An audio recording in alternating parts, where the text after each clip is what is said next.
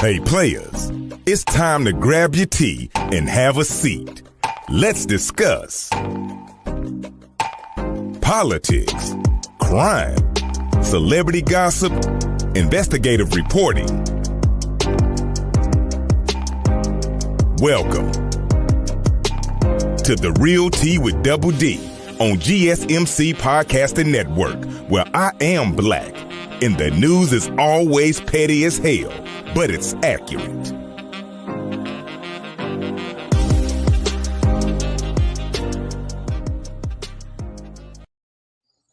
Hey players, welcome to a brand new episode of The Real Tea with Double D. Of course, I am Double D and we are on the GSMC Podcasting Network.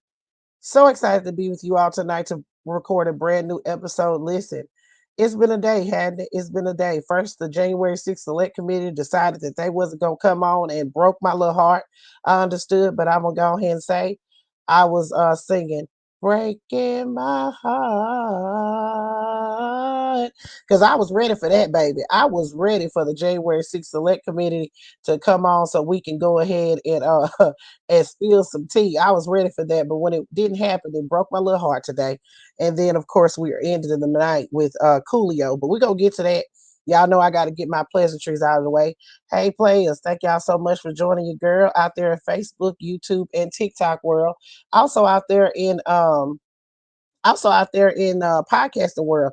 I appreciate y'all for coming back every week and riding and flying with me, y'all. I know that Double D is all over the place, honey, but I am so glad that y'all decided to be in the number with Double D one more time to record this brand new episode. Listen, I love you so much and I appreciate y'all. Remember, out there in Facebook, YouTube, and TikTok world, I won't be able to converse with you all as much as I like because I'm recording this for a podcast, and it's not fair to them because they can't see you guys. However, I really appreciate you all for being here, and I thank y'all for any stars and roses that you all decide to send. I really appreciate that. Of course, my family appreciates it because that helps me take care of things I need to take care of. So if you feel so inclined, please send me some roses and some stars. I really appreciate it.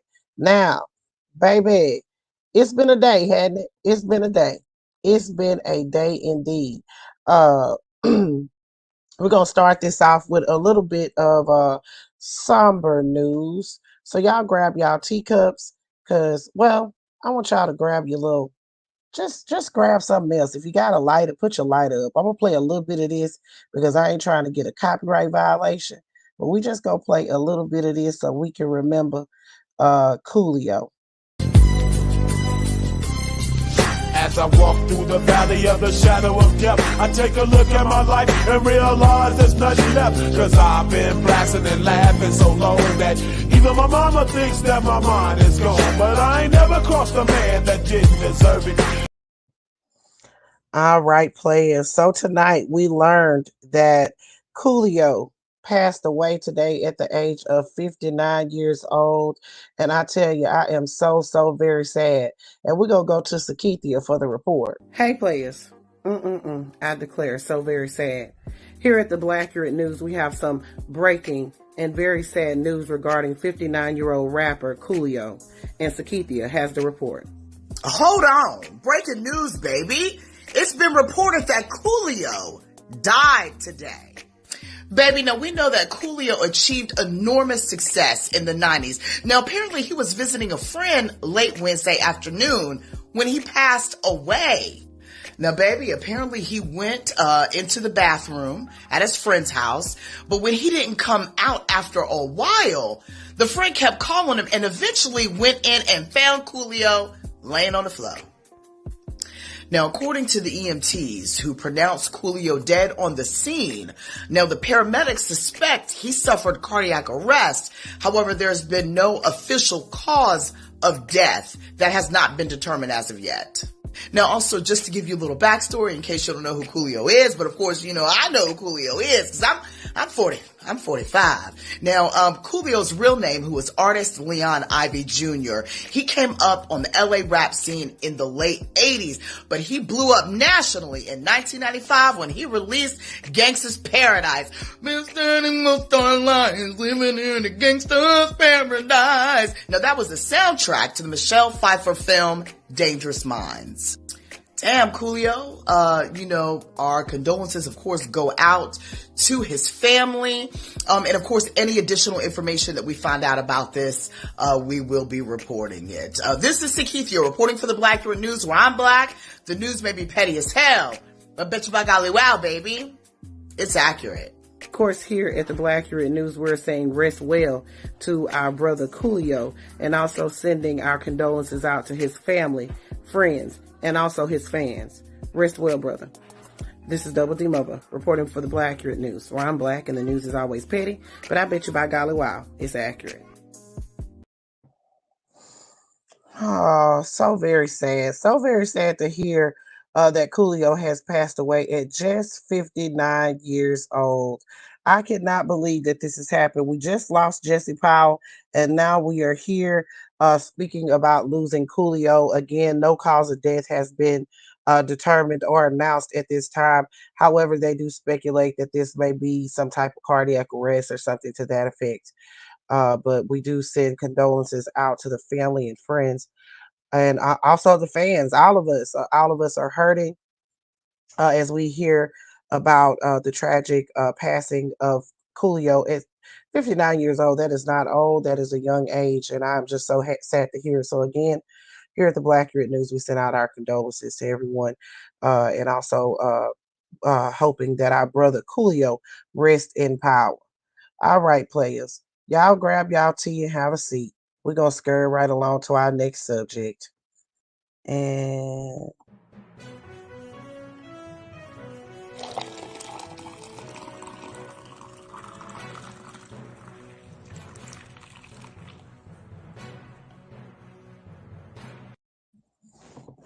who child? Hurricane Ian.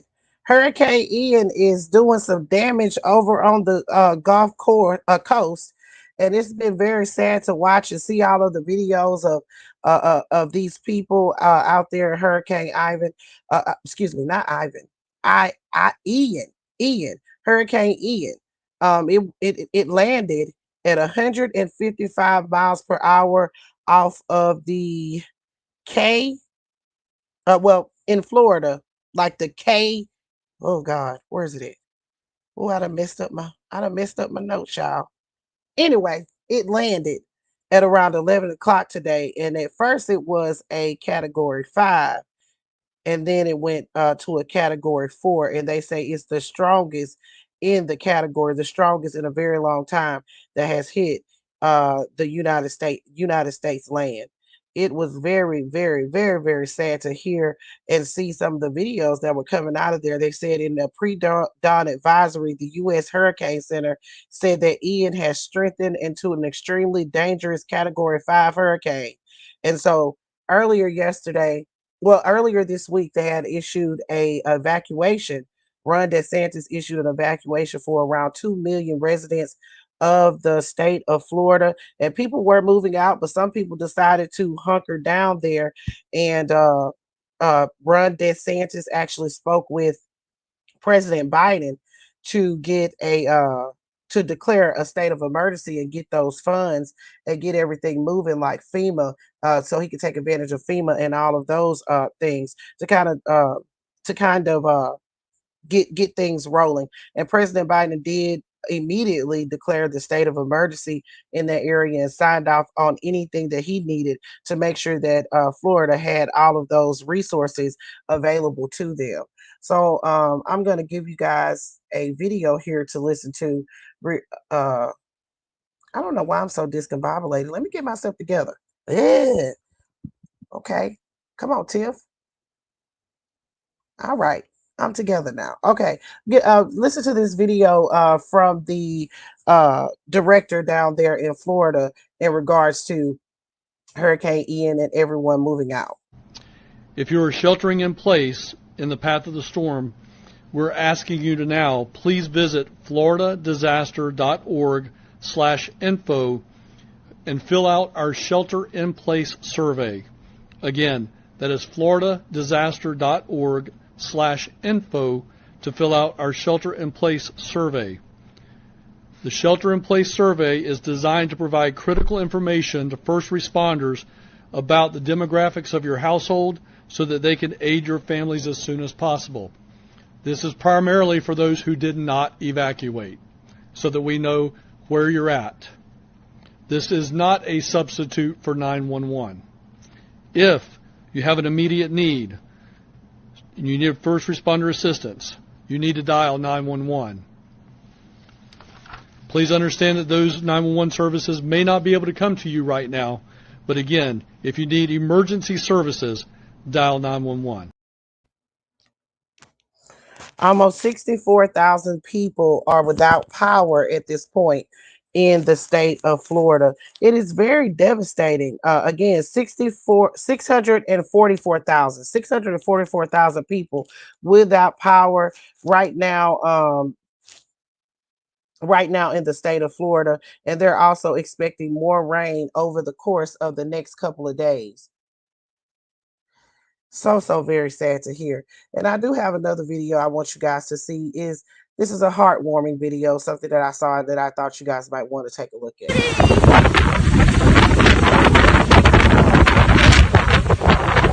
Shelter on top of the air conditioner.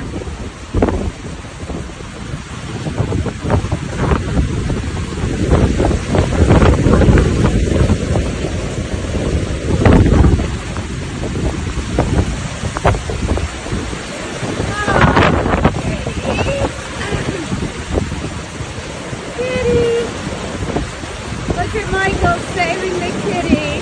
Aww.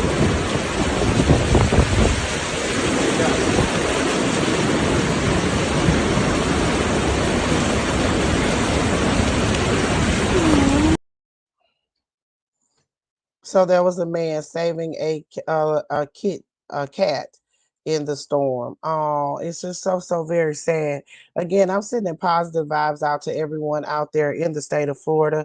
This is just so very sad to see. I hate when we have these natural disasters, but of course we have some Republicans that want to say something about the Democrats that are speaking about climate change in regards to this. They're saying that the Democrats are going to now try to push their agenda when it comes down to climate change. And again, if we don't recognize climate change and really take heed to science in this regard, then we are really, like I said, this hurricane hit Florida going at 155 miles per hour, a category 5 hurricane, and it was just off of Fort Myers.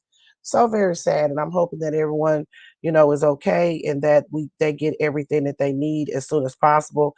Again, 644,000 people without any power at this time, and it gets hot down there when there's been a hurricane. It's always really hot and humid.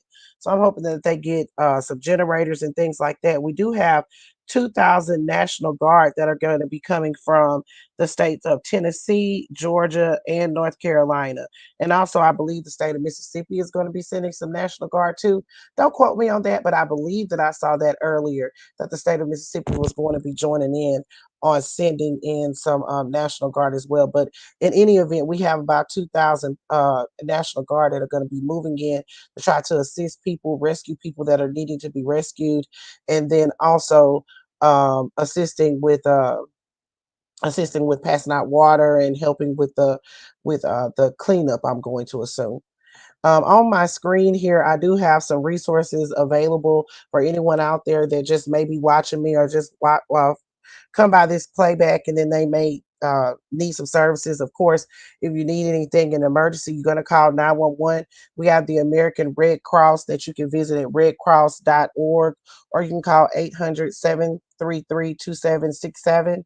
Or in the state of Florida for the Power and Light, you're going to visit F as in Frank, P as in Paul, L as in love.com. Or you can call the 800 number at 800-468-8243. And then we have the Florida Division of Emergency Management, which can be reached at floridadisaster.org.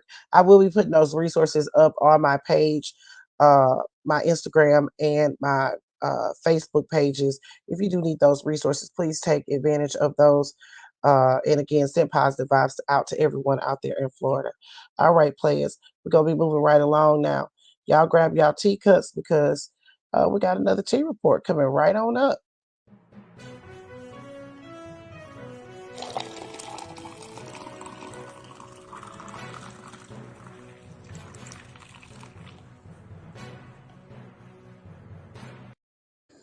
All right, players. So at the beginning of the show, I did tell y'all that the January 6th Select Committee had to postpone their hearing today. I was so sad, honey. So sad. Again, I'm gonna keep it a stack with you. It was breaking my heart. Oh yes, honey, it broke my heart whenever they said that they weren't coming on. They issued a tweet and said, in light of Hurricane Ian bearing down on parts of Florida, we have decided to postpone tomorrow's proceedings. We're praying for the safety of all of those in the storm's path. The select committee will soon announce a date for the postponed proceedings. So they didn't even give us a little snippet of anything. You know how last time when they had to cancel a hearing and they gave us a little snippet? They didn't even give us a little snippet, nothing to go off of. They just said, hey, and I understand, we're in a natural disaster like this, like something as huge as Hurricane Ian. We don't want to, confluffle everything by, talking about other things. So I do 100% understand that. Also, about the Hurricane Ian, I forgot to tell you that President Biden is going to be heading to FEMA headquarters tomorrow. I'm sorry, I had to backpedal and pussy pop. Just make sure I reiterate that President Biden is on the way. He's going to be visiting the FEMA headquarters tomorrow. Now, back to the January 6th Select Committee. So, although they did not have their highly anticipated hearing today, we did hear some information on something that we all been thinking about, honey, and that's Jenny Thomas. When is she planning on sitting her ass down with the January 6th Select Committee? We really wanted to know. So, according to Benny Thompson, who is the chairman, y'all know Benny from Mississippi. Benny is the chairman of the January 6th Select Committee. He announced on Wednesday that Jenny Thomas, who's the wife of Clarence Thomas, is scheduled to meet with the January 6th Select Committee this week. Uh, Benny Thompson said, our expectations at this point is that we will talk to Ms. Thomas, and we have no indication to the contrary, Thomas said, and as he told reporters. Now, when he was pressed on the issue because they wanted to ask more questions like when will the hearing take place, of course we want to be in the number one more time so we can see how long her ass is inside of there, if she comes in person. But Benny Thomas says he did not falter. He said, again, to my knowledge, the meeting is set and they look forward to whenever that occurs. Okay, so I declare it's supposed to go down in Washington, and I'm gonna be in a number one more time. As soon as that happens, I'm gonna be right here to report on it, honey, because I'm ready for Jenny to go sit her ass down. Now I'm pretty sure she's gonna have a lawyer present, and she's not gonna be stupid to ask her any incriminating questions. But I mean, how can you backpedal and pussy pop around, sending emails trying to convince people to do this or that? And then you also have ties with these people because you're the godmother of their child, and or Clarence is the godfather of their child and all that kind of stuff. I believe that was in Arizona where she had this close bond with these people that she was emailing. I mean, how can you pussyfoot around that? I really be very interested to see how she feel like she go pussyfoot around that. But again, she's supposed to sit down with them this week. And baby, I'm gonna be on the edge of my seat waiting to see if any of her testimony is going to be a part of the next January 6th Select Committee hearing. Baby, if they put Jenny Thomas on that screen, the way I'm gonna clutch my invisible damn pearls and lean my ear to the left so I can hear a little bit more, baby, it's gonna be on and popping. All right, players. So that's your updates on the January 6th Select Committee hearings. Again, we don't know when the next one is going to take place. And Jenny Thomas is supposed to meet with the January 6th Select Committee sometime this week.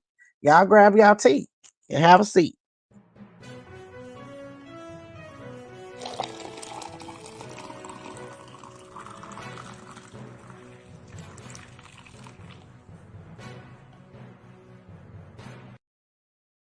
All right. So I thought this was very interesting. So I thought I'd come here and talk about it. So California, Gavin Newsome, baby, Gavin Newsome be doing his thing. He don't play around, honey. Although he was married to Frumpy Dump Jr.'s uh girlfriend Kim. He still don't mess around. So they just signed the law in today that requires employers to include salary range in their job postings. You know how many times you know went to a job on Indeed or something and they ain't got their range up there, they don't got nothing up there, and then you go and sit down for an interview and you realize that it's not something that you want. Well, baby, California said, shit, we're going to take care of all that. So the law was signed by California's Governor Gavin Newsome on Tuesday, and it requires all employers to provide workers with a pay scale for their current job upon request. Uh, Gavin Newsom, excuse me, Senator Monique Lemon said in a statement, state senator, she said, this is a big moment for California workers, especially women and people of color who have long been impacted by the systemic inequities that have left them earning far less than their colleagues. So basically, with this, all employers will be required to state the wage range, and they'll also have to maintain records of wage rates, which can be inspected by the state's labor commissioner. Private employers with more than 100 workers will need to submit a yearly pay data report broken down by race, sex, and ethnicity for each job category. As of 2020, women in the U.S. were making 83 cents less 83 cents to every dollar earned by men, according to the current population survey. Between 2017 and 2019, Black Americans made 76 cents to every dollar earned by white Americans, and Hispanic Americans made 73 cents to every dollar, according to the Department of Labor. So, players, put your thoughts in the comments. What do y'all think about that? I feel like it's a good thing. I feel like it's a great thing for you to know what the pay range is, so they can't be backpedaling and pussy popping and when they get up in there and they figure out you the woman and you the best for a job, baby. I love it here. All right, players, y'all grab y'all. Oh wait, I didn't want to get past that. So while we on Gavin Newsom, again, I'm just going to reiterate the point that I cannot believe that Gavin Newsom used to be. Did y'all know this? Did y'all know that Gavin Newsom was actually married to Kim? Uh, I call her Kim Gargal. That is Frumpy Duck Jr.'s girlfriend. So Gavin Newsom was actually married to her, honey. I declare, what a disgrace. So, and it's not a disgrace on his part, on her part. I mean, on his part, it's a disgrace on her part because she went from Gavin Newsom over to Frumpy Dump Jr. I declare, what a disgrace, and she ain't been right ever since. So Gavin Newsom was actually asked about Kim Gargal in a in an interview, and I wanted y'all to hear what he had to say about Kim. An ex-wife, Kimberly Guilfoyle, who's definitely not a Democrat anymore. No. Do you ever talk to her? Nope, not lately. It must be weird for you. Yeah, of course. So you have, but you also understand, and that created, we had a different relationship with Trump when I was governor as well. Yeah. I mean, we had an interesting, not as combative relationship. Even though we went at it on a lot of issues, we also found ways to get along. So. Kim Gargal, I declare, honey, what a disgrace. She just looks like a totally different person. That's what that plastic surgery will do for you. What a mess. And you're going to lose some prime meat like Gavin Newsom for Frumpy Dump Jr.? Baby, I declare, honey, what a disgrace. But here's my thing. If she like it, I love it. Y'all grab your teacups, honey. This tea is piping hot.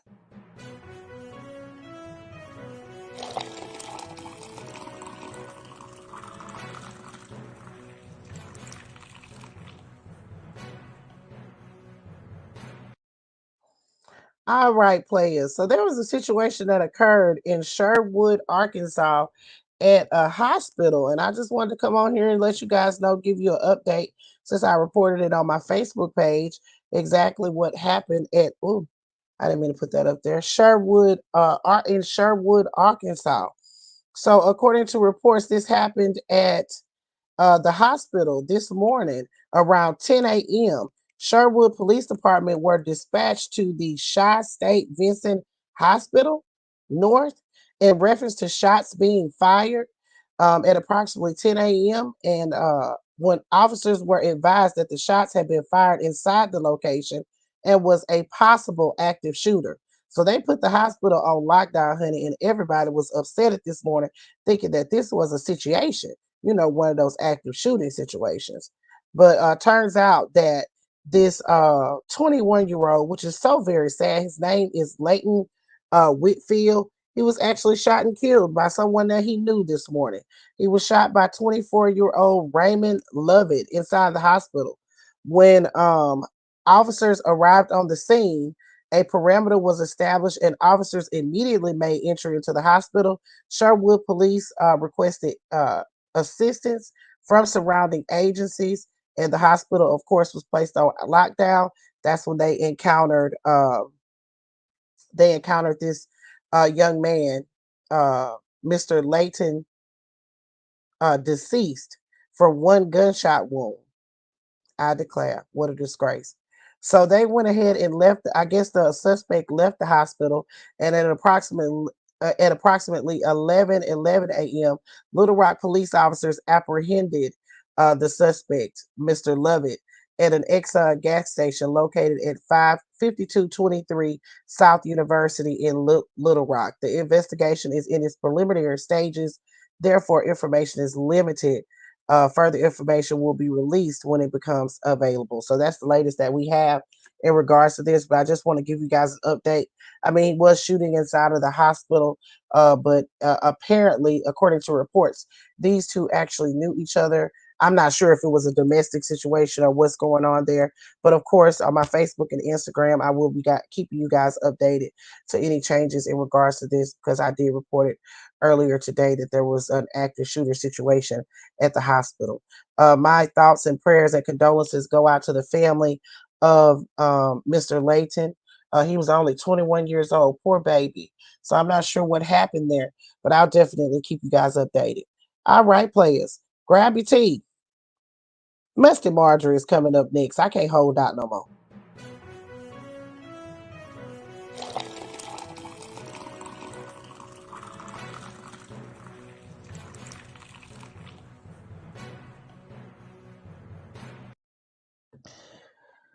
Oh, musty, musty, musty. I declare, honey. What a disgrace. So listen, I had heard about Musty Marjorie getting a divorce earlier today. I had heard about it. Somebody had given me a phone call and said, hey, I got an inside person. They're saying that Musty Marjorie is getting a divorce. And I was like, oh no. I said, she said, Perry, that's the husband name. He applied for he filed for the divorce. So they told me to go to the website. And I went to the website and I didn't see shit. So I was like, I'm not gonna report this, and then it ended up not being true. You know what I'm saying? So I kind of backpedaled and pussy popped out of it. But as soon as I seen TMZ dropped it, I was like, let me go make a video on this. So I ended up posting on Instagram and Twitter and Facebook before I actually made the video, because I said I would save it for tonight. But I was like, ain't no way my players is gonna let me get out of talking about Musty Marjorie actually getting a divorce. So I had to go ahead and come on here, and I'm gonna tell you this, like I said, and I said on my video, I am married myself. It's kind of hard for me to get on here and bash and say bad things, about somebody getting a divorce, because it is sad. But it's Musty Marjorie, honey, so I'm gonna have to play this. I'm not finna be the bigger man. I'm not gonna let you keep taking your shots at me and I turn the other cheek. That's in the Bible. I ain't in there. I'm not finna be the Like Shannon Sharp said, that's in the Bible. I'm not in there. I'm not gonna keep on taking the high road. So listen, Musty Marjorie asked us slid down a razor blade and landed in the alcohol river. And this man has filed for divorce just a mere month and a few weeks before the primary election. Now, this is a party of conservative and Christian values. How is it going to look that Musty Marjorie is divorced? How is it going to look for the party of conservative and Christian values? She claims that she's going to be the House Speaker. She says she's going to be this and she's going to be that. Is the party still going to support her, or is she shaking in her boots tonight? I'm gonna tell you something. It's been a rough month for Musty to the Must Pot Marjorie, and I know that every single shirt that she owns if it has a sleeve, because y'all notice she don't wear shirts that have sleeves very often because them big ass arms be sweating like a motherfucker and it be pit stains on there. I bet you by golly, wow, it's some pit stains on them on them damn shirts. But I bet you she been squirming because according to Musty, she was swatted a couple of times earlier this month, and now this baby, and then she stay putting her foot in her mouth every damn day. She don't even give us a break on putting a foot in her mouth. If I was to talk about every time Musty Marjorie put that big ass foot in her mouth, I'll be talking about her all day, every day. And I don't have the mental capacity to deal with Musty Marjorie and her fuck shit every day, all day. I cannot do it. It's similar to her and Laura Bobblehead. They are just one and the same. Only Lauren Bobblehead is just dumber. I declare, honey. But either way, they are dumb. Musty Marjorie is dumb, and Lauren Bobblehead is dumber.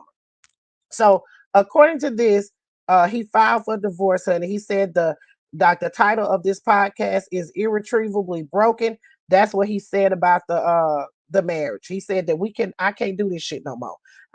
Musty Marjorie been going around here filling on cardboard cutouts of Frumpy to the motherfucking dump. I'm tired of being the side dude to Frumpy dump. I got to get the hell on out of here because I want to be happy. I've been doing this for 27 years.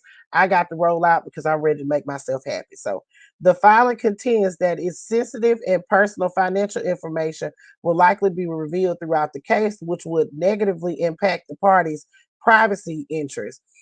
Perry Green's divorce petition requests that a division of the pair's assets and debt look into it. The filing notes that he and his wife have already separated.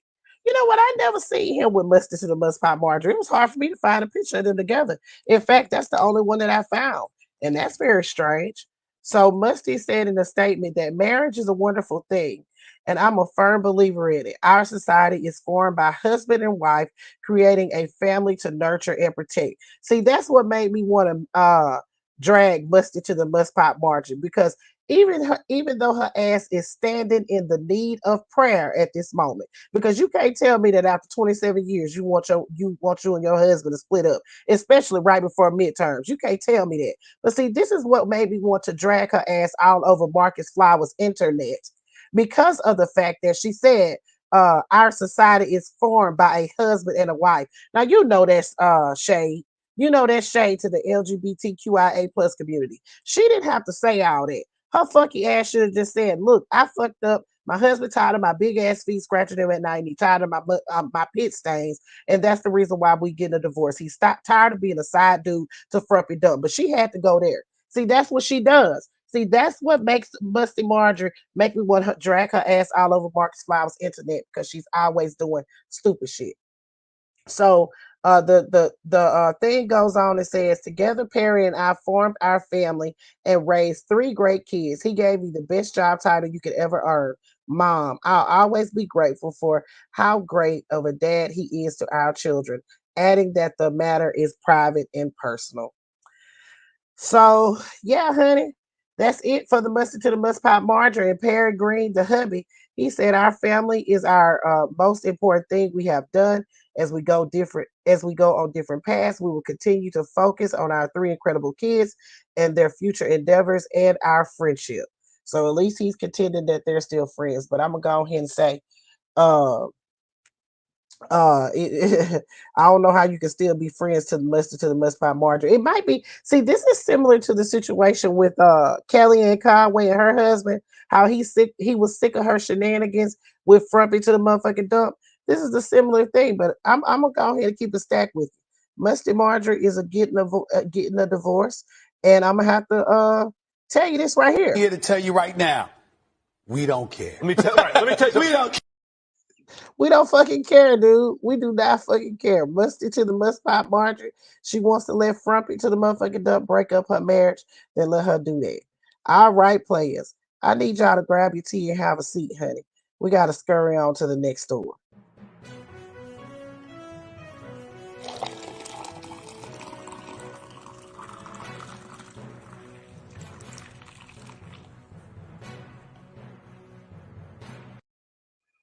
All right, players. So y'all ready for y'all update on the Frumpy to the motherfucking dump shit?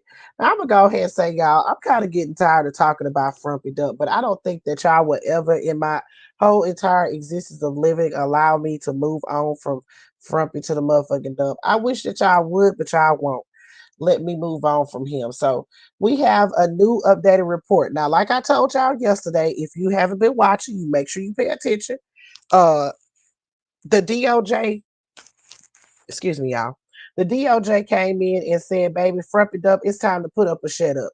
We done checked over this inventory list. We know you had 43 pieces of classified documents. We done updated this. Everything is a go, and our list is complete and accurate. Okay. Well, Frumpy Dump's lawyers done came back today and said that the FBI actually seized 200,000 pages of documents from him.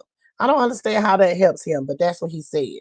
So the latest claims by Frumpy Dump's attorneys were called into question on Wednesday following a filing before the special master Judge Deary. Trump's lawyers claimed that they had difficulty obtaining a document vendor due to the massive amount of documents in question. They said that the problem is compounded by the fact that when the plaintiff's counsel referred to either 11,000 pages or 11,000 documents during the status conference, uh,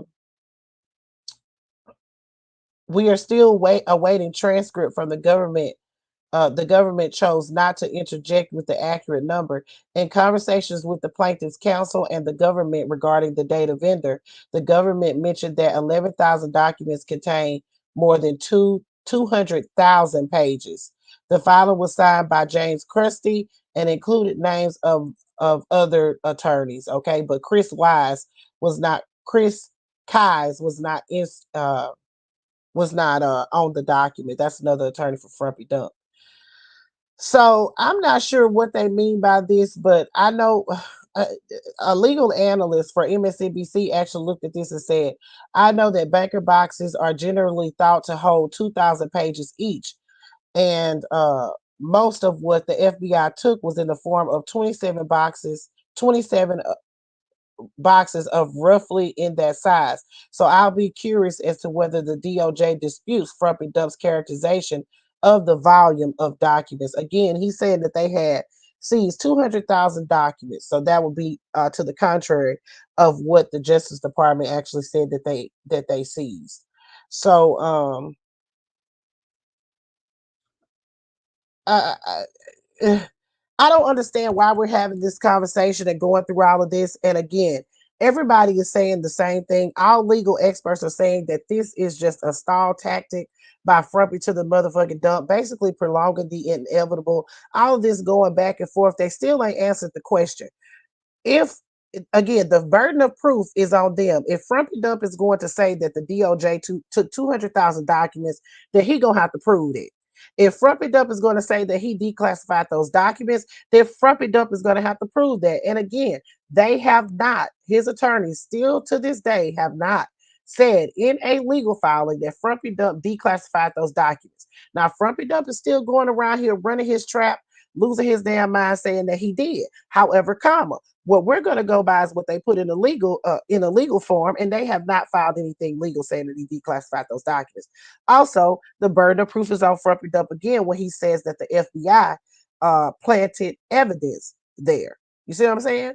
So and he still hasn't answered that. He has until Friday to provide proof or say which documents or whatever that he's saying that the DOJ actually planted.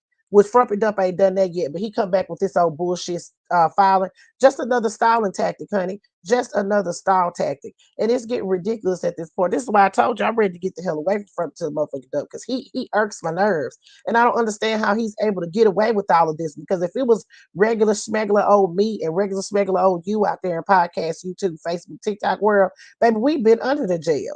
We've been under the jail, honey. It ain't no way we'd be able to steal documents from the United States of America, allegedly. You know, I gotta say that. And then we just be able to scurry on about our merry way. Shit, I declare, what a disgrace. People was talking about today. It was actually trending on Twitter that Mar-a-Lago. I ain't gonna say it out loud, y'all. Y'all know I got a little bit of conscience sometimes. All right, players. But that's the latest on From to the Motherfucking Dub. He has until Friday, again, Friday, to clarify those what documents the FBI supposedly planted. He has until Friday to do that. I'm pretty sure the judge is just as busted and disgusted as the rest of us. All right, players. Grab y'all tea and have a seat. We have another one.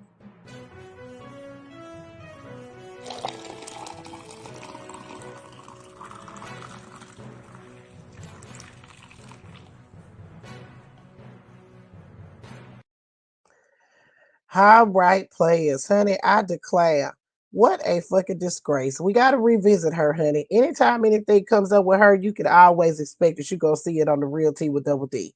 Sidney Powell, I declare, honey, what a disgrace. The disgraced attorney that ran all the way around the world and from fronting to the motherfucking dump. And now she's being sued. She done lost the law license, all of that. And adding more to that, she is being sued by Dominion Voting Machines for $1.3 billion. And today, the federal judge allowed the trial to continue, and he tossed out Sidney Powell's attempt to get out of the lawsuit.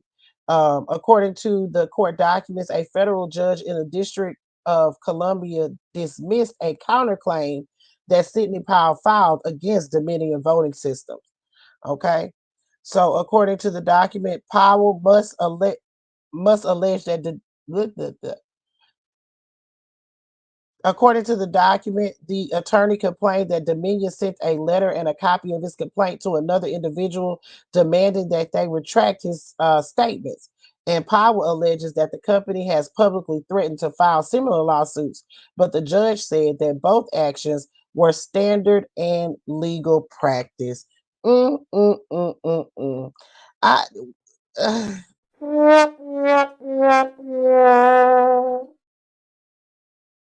I don't understand where Sidney Powell got her law license at, because she's continuously been punked. She's been sanctioned in Michigan. She's losing her law license. She's on the disciplinary board. I mean, come on, dog. Like, sit your ass down somewhere. I declare, what a disgrace. But you did all this for fronting to the motherfucking dump. Like he was gonna be able to save you. And now look at you. Look at you. Looking like a plum fool out here in these streets. And you did it all for fronting to the Come on now, dog. Come on, man. I declare, honey, what a disgrace. All right, players. I hope y'all put y'all thoughts in the comments. Y'all grab your tea and have a seat, honey. We got one more. Well, we got two more, actually.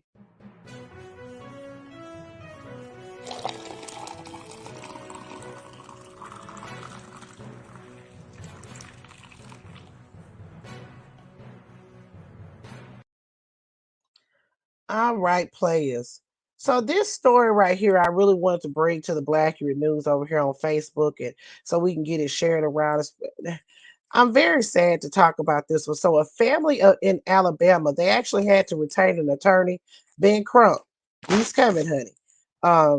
They said that they fear for inmate's life and alleged that he's been neglected by police officials. This is him on the screen, as you see here on the photo. He looks very healthy, and then over here on the side, he looks like he's swollen. He also looks very frail, and just awful. So his sister actually sounded the alarm on this. His name is Castillo Vaughn, and he's serving a 20-year sentence at Elmore Correctional Facility in Alabama. So he has a twin sister named Cassie, and she visited her brother at that time. At the Staten Correctional Facility in Elmore, Alabama, on Sunday, and she said that he was unable to walk, and he had lost a significant amount of weight, and he is unrecognizable. Now, if you're seeing this, if you're at home, you can look it up. But if you're seeing this, you can see a stark difference in the way that he looks. He looks very frail. Looks like he's aged at least 20, 30 years in these photos.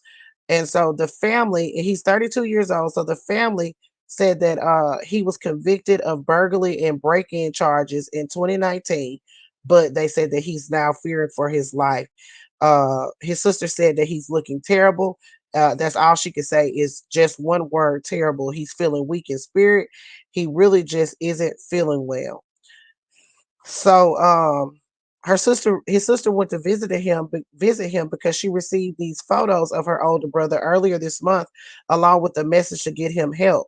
Photos depicting Castillo Vaughn slumped over, emaciated, with a large undressed wound extending down his abdominal area were allegedly sent to an unidentified inmate. The message said, "Your brother's not going to make it until Monday. Please get him some help." They brought him back to general population at the prison. They didn't cover up his wounds, and the staples were bursting out of his abdomen. Uh, the family says that they were unaware that their brother had apparently he had went and had a surgery. So on April 30th, he was moved back to general population, but he had a surgery that same day to remove part of his small intestines due to complications from an old gunshot wound. Um, that day he was transferred to the observation unit. He was transferred after he had the surgery. He was put back in general population. But after the sister posted these photos online of her brother asking for help, they transferred him to the facility's medical observation unit last Friday. So prison officials said that Vaughn had been in touch with his family and was observed walking and eating after his transfer to the correctional facility. He has been in contact. This is the statement that the correctional facility said. He has been in contact with his family to update them on his situation and ease their concerns. Inmate Vaughn has requested and received medical attention with the ADOC at least 11 times between July 2022 and September 22nd, 2022. As a result of each time he received appropriate medical treatment.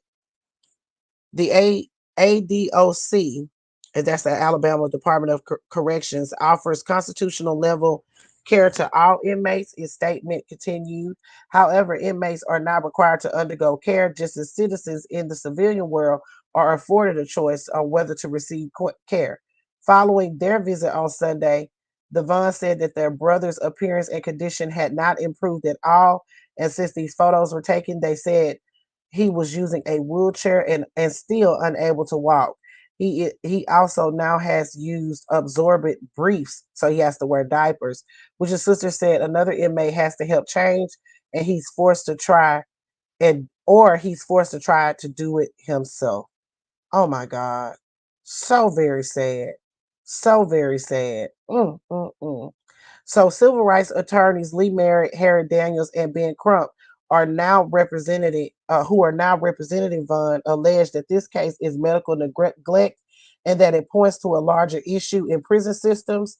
Castillo Vaughn's legal team alleged that he lost 75 pounds in less than a month. Ben Crump said that this is horrific. Let's be clear, the state of Alabama has tried to deflect any action or responsibility for Mr. Vaughn's condition at every turn. If it wasn't for these pictures, the media spotlight, the resulting uproar, we might have never known about the neglect that Mr. Vaughn would have, and Mr. Vaughn would have died before the public knew anything was happening. So now that he's represented by Ben Crump, hopefully they can get him the help that he needs. They said that they want him to receive a professional medical exam evaluation, treatment, and appropriate accommodations to restore his health. So very sad. Look at him. Look at him. He looks terrible. They're gonna have to do something about this. And then all in the midst of this, the state of Alabama Department of Corrections is now on a strike. Corrections officers as well as other employees have went on strike, and they said that they will not be coming back to work due to inhumane conditions. They said the work stoppages began Monday, September 26th, as a part of a protest at the Criminal Justice Center in Montgomery.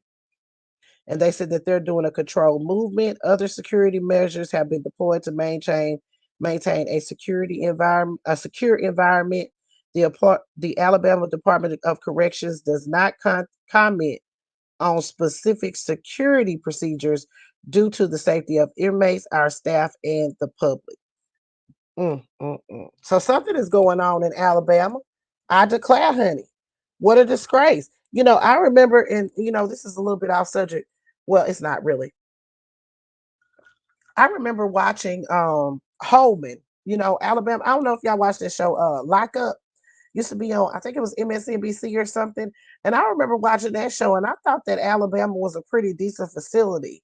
So at that time, I forgot the guy that they had that was the warden there. But he seemed pretty decent, pretty fair, but that was a long, long time ago when I used to watch that show. I don't know if it's still like that or if he's still there, but this is just ridiculous. They need to get this man some help. I'm sending positive vibes and I'm sending positive vibes and healing vibes and prayers out to this young man. I hope that he makes a full recovery, and then he could come and tell us his story on what really happened to him and how he ended up in this condition. All right, players. Y'all grab your tea. Well, we got one more story, honey, and y'all know what time it is.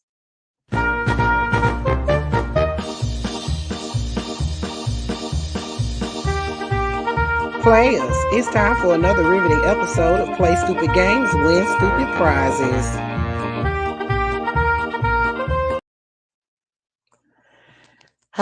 Players, I declare, honey, what a disgrace. So Play Stupid Games, Win Stupid Prizes is back. I declare, honey, let's get his picture up here. Kyle Young. I declare, honey, what a disgrace. So you know where he comes from, honey. He's a frumpy dumb tape sniffer that decided to scurry his ass on up to the Capitol to participate in January 6th, in the shenanigans on January 6th. But here's the deal with Mr. Kyle.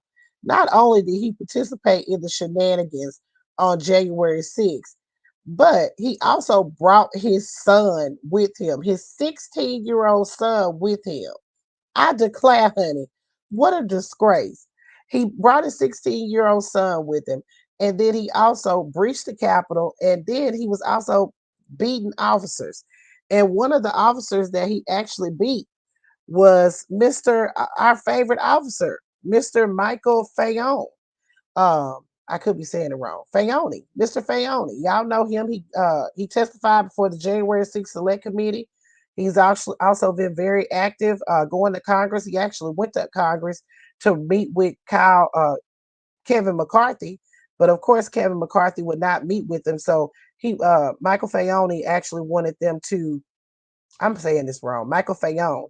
He actually wanted them to go ahead with that bipartisan group or whatever that they was going to do to investigate January 6th. And he went up to the Capitol to speak with Kevin McCarthy about this situation. But Kevin McCarthy would not meet with him.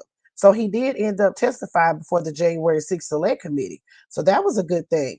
But he was one of the officers that was beat, and he was beat by Kyle Young. And Kyle Young actually used a stun gun and stunned this man in the back of the neck. And Mr. Fayone actually testified at his hearing and said at his sentencing hearing, but because of course he was quickly arrested, and he was found guilty on all charges. And at his sentencing hearing on yesterday, Michael Fayone said that he had to quit his job because of this man, said that he would never be the same because of this man, because of that stun gun that he put to the back of his neck. I declare, honey, what a disgrace. And then you do this in front of your 16-year-old son. You should be ashamed of yourself, but this is the indoctrination that they always accuse us of. Because if you would bring your 16-year-old child to some shenanigans like that, what the hell do you think they're talking about at home? I declare, honey, what a disgrace. So, baby, Kyle Young scurried his ass up there to the courthouse to get sentenced, and that lady, the judge, Amy Burnham Jackson, not only did she sentence his ass to one of the longest sentences, which is 7 years, which ain't enough in my opinion, but she actually scolded them and GOP leaders for not standing up to Frumpy, to the motherfucking dump. Oh, yes, yes, yes, honey. She sure did.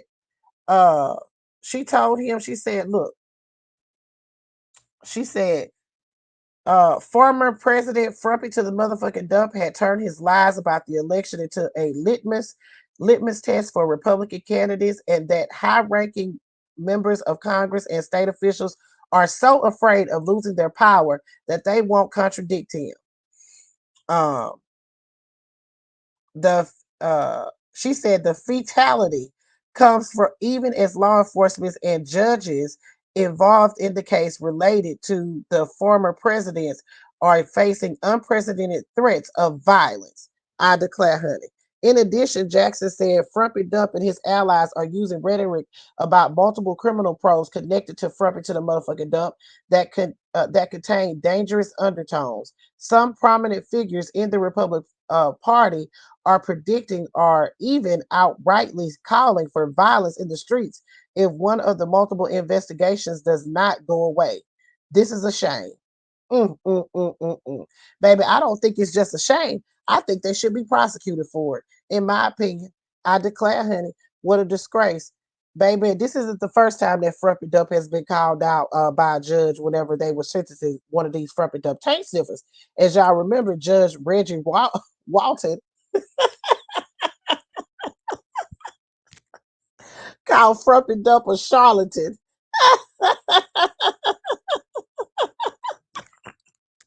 Look, every time somebody say charlatan, I tickle up. But yeah, he called Frumpy Dump a charlatan.